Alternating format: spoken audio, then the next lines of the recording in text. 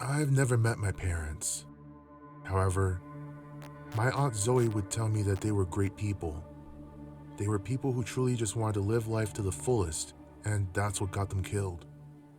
She says that I was only 2 when it happened, and that's why I barely remembered them.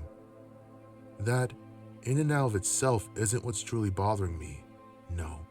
What truly bothered me is that Aunt Zoe had multiple pictures of my father, but not of my mother. When I asked her why she only had pictures of Dad but none of Mom, or both of them together, she said, Your mother must have locked them away somewhere because I've never seen them. I really wanted to accept that as an answer, but I couldn't. Some part of me in the pit of my stomach knew this was a bold-faced lie. Obviously, I wouldn't say that to Aunt Zoe's face, but my God did it cause my curiosity to grow like weeds. I told myself that I would wait till I got older, and then hopefully find the truth on my own because I knew Aunt Zoe was hiding something. I just couldn't figure out what. I went to school the following day, and it must have been obvious on my face that I just couldn't let it go, because my friend Alex stopped me to ask if I was okay. I told him that I was okay, but that I was just lost in thought. Don't lose yourself too much, man. Last time you did, it took over a week to get you out of your head and you missed your chance with Tina. He said as he nudged me to look a few feet in front of us. Tina was an average girl with long dark hair, milky white skin, and standing at 5'8". I've had a crush on her since we were 7, but I never had the guts to go up and talk to her. Now it looked like I missed my shot, as she was now standing in the hallway by the lockers, talking with Tony Thompson. I had missed my chance because I was lost in thought. My mind lost itself in an endless sea of what my life could have been if I even knew my dad from more than just word of mouth. Let alone why no one seemed to know anything about my mother. Tina had tried to ask me out, or so I was told, but apparently I just spaced out for most of it. I had tried to apologize several times, but the most I had gotten was a cold shoulder and a colder.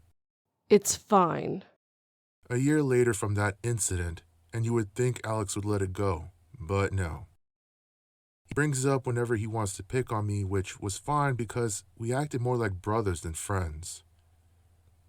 Things started becoming unsettling as we got into senior year. Rumors started to circulate that students in our high school were going missing, along with 14 men between the ages of 17 to 24. The thing that seemed to get to everyone was that people seemed to believe Tina was involved somehow. I hadn't spoken to her much since sophomore year, but that was because I was busy coming up with plans to break into Aunt Zoe's attic, the only place I didn't check for anything that was my mother's. Yes, Aunt Zoe was my father's sister, but I figured there had to have been something in the attic. She knew I hated spiders, but she still put a padlock on the door leading into the attic. James, my man, I got good news for you. Took forever to get my cousin to cough it up, but I got it. What is it? It's a lockpick kit. You needed one to get into your aunt's attic, remember? Alex always seemed to have my back, even when I was acting like a total airhead. My eyes lit up when I finally processed what he said. He showed me the tools. They looked a little worn out. Are you sure they will work? Hell yeah. My cousin even showed me how to use them. He said excitedly, so much so that it left concern for his real intentions. So, are we doing this or not, man? Alex said as Tina walked over to us. Hey guys, what are you two up to? She said with a sly smile, looking more to me than Alex. We're planning on breaking into James's aunt's attic. Ouch! He said as I hit him in the shoulder. We're just making plans to hang out this weekend. Well, that sounds fun. Maybe I can come over and bring some snacks. That is, if that's okay with you. she said with an alluring smile toward me. Hell yeah. Sounds like a party. Alex said as he tried to practically push me into her arms. Great. I thought to myself as I wondered how the hell we were going to go through with the plan. To fill you in, the plan was to wait until my aunt left for the weekend on a business trip, sneak into the attic, and see if I could finally see why she tried to keep my mother a secret from me. Now that my former crush was coming, I wasn't sure if I was going to be able to focus. Something about Tina attracted me to her, but also left me uneasy. It made me feel like I was looking at a beautiful flower, but one that was holding something deadly back. I looked at Alex like, "What did you do?" After Tina left, he simply said, Hey man, you can thank me at your wedding.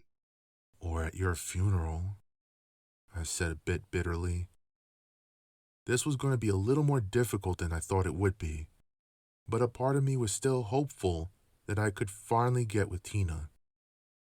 As I thought about that, I wondered if the guys that Tina dated were the same ones who went missing. I know I should have looked into this a bit more since she was coming over, but all Alex could think of was hooking me up, but my mind went to other places. The week went by uneventfully as I kept anticipating what was in the attic and prepared myself for disappointment if all that was up there was old clothes and CDs or something to that degree. Aunt Zoe gave her usual lecture of no friends over and no wild parties while she was gone, how much was left on the table for takeout, that she loved me, etc. I pretended to care, but it was hard when I knew she was hiding something. I just didn't know what. I was 18 and still treated like a kid, minus a babysitter, wasn't exactly what I called winning any favors. Anyway, Alex and Tina came over hours later after I texted them that it was safe to come over. We hung out as I gave Tina a tour of the house. However, as Tina and I walked around, I got a bad feeling in the pit of my stomach. It didn't help when I heard something large walking above us on the second floor where the attic happened to be. "Did you hear that?" I said to Tina. What the hell was that? She asked me as she held my hand. "I'm not sure. I've never had that happen before," I said as I held her hand tight. We could hear what sounded like multiple feet moving above us, but it didn't sound human. Just then, we heard what sounded like something descending up the stairs.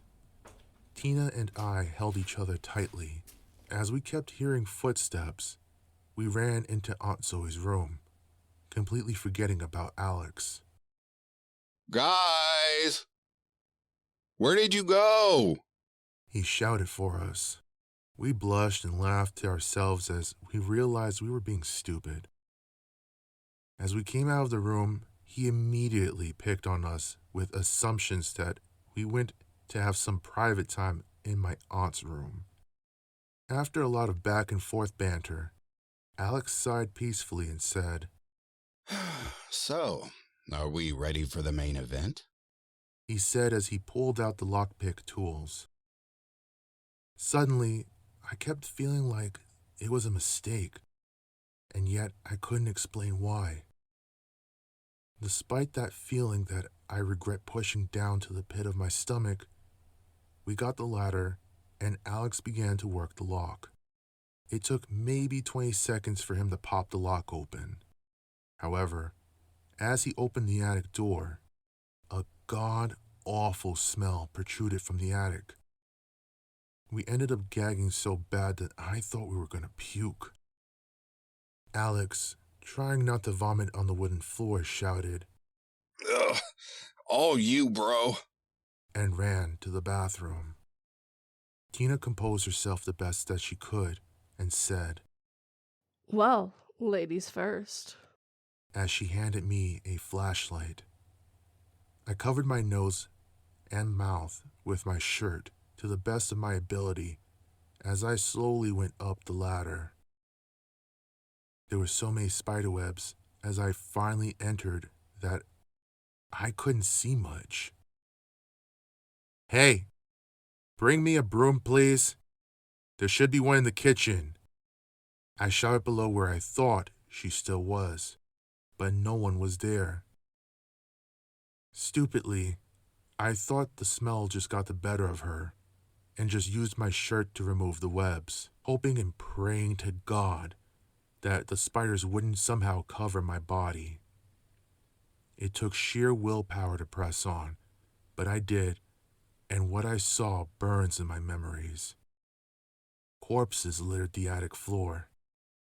That's when I screamed and ran for help, but that's when Tina and Alex stood there with a strange look on their faces, the way a predator looks at its prey before the kill. "Guys, we need to... Wait. You're both in on this, aren't you?" I said with fear in my voice. Give the space cadet a medal. Honestly, James, I thought you would have sensed it ages ago, but I guess we are better hunters than you. Alex said as he looked at Tina. Hope there's no hard feelings, little brother. Just personal things like that bitch Zoe kept getting in the way. Before I could speak, the long footsteps Tina and I heard earlier slowly crept their way to us, and then I heard a voice that was as familiar to me as my own heartbeat. My sweet Zoxseed, how I've longed to see you. Do you understand now, Zalseed? You and Mother were taken from us, but now we get to be together as a family. The creature known formerly as Alex said as he walked closer to me. "Stay the fuck away from me. None of this makes any sense," I said, trying to move away from them. That's when I saw ancient symbols written around the creature that acted like it knew me. Zseed, I'm your older sister, Kilika. That woman there, she's our mother, who our father knew as Nico. We lost our eldest sister when my mother was attacked by that Buddhist bitch Zoe. As the creature spoke, I tried to retaliate, but I simply couldn't. The fear gripped my throat. We are taking you both home, Zoxseed. Alex said as he held out his hand.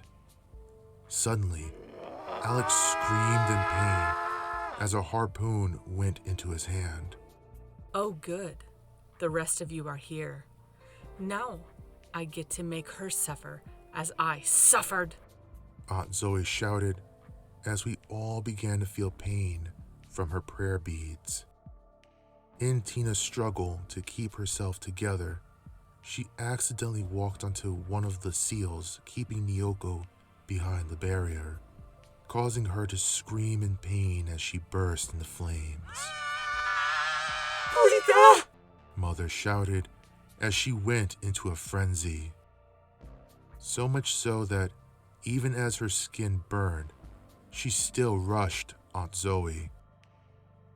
In her fit of rage, she didn't notice Aunt Zoe's weapon that looked like some kind of modern crossbow, nor did she realize who stepped in the middle of them. My mother came down with a fatal blow to the woman I called Aunt Zoe, but in exchange, both her and Alex took the shot from whatever weapon Aunt Zoe had. I immediately had flashbacks to the fact that, even though we didn't always get along, Aunt Zoe was the only one who cared for me and raised me. Then I found out that she only used me to torment the very being I craved to learn about. The people I cared about most in this world had essentially killed themselves for their own reasons. Aunt Zoe to avenge my father, Tina or Kalika, and Alex to save our mother, and Nyoko to get back at Aunt Zoe for all the blood and torment she caused. I screamed in anger, sadness, and fear. I screamed and cried till I just couldn't anymore.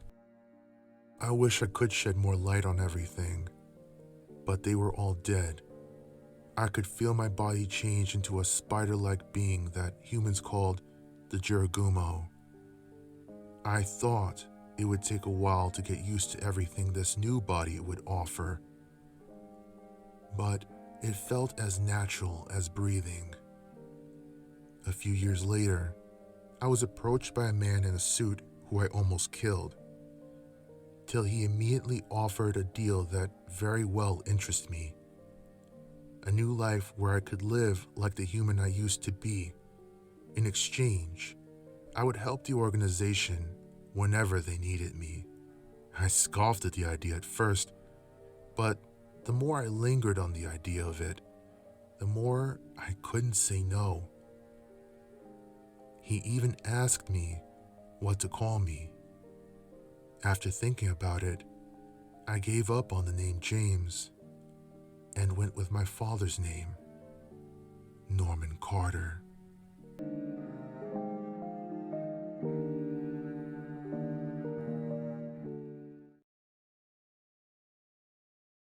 If you made it this far, we just wanted to thank you guys so much for helping us reach 300 subscribers. I told you we could do it.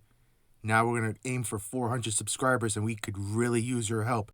So make sure you share, like, and subscribe to the channel. Thank you from the darkest parts of our hearts. Thank you, Phoenix Fire, for playing Alex, and 242 Reads for playing Tina, aka Kalika. A special thank you goes to our lovely Children of Darkness, Lucy Pasley, Justin Rosado, and 242 Reads. To give you guys a bit of a heads up, we are working on our Halloween special called The City of Nightmares, and we are trying to get you guys 2 more horror stories. One last thing before we return to the Hollow Throne to get ready to give you more dreadful dark stories. I just wanted to state, for those who are curious, this story is part of an ongoing story called the F.B.U.T series. There is going to be a playlist that will have them in order, so that way you guys can get the most out of the story. If you guys want it as one big video, we will definitely see what we can do. See you at the special Halloween premiere featuring Phoenix Fire.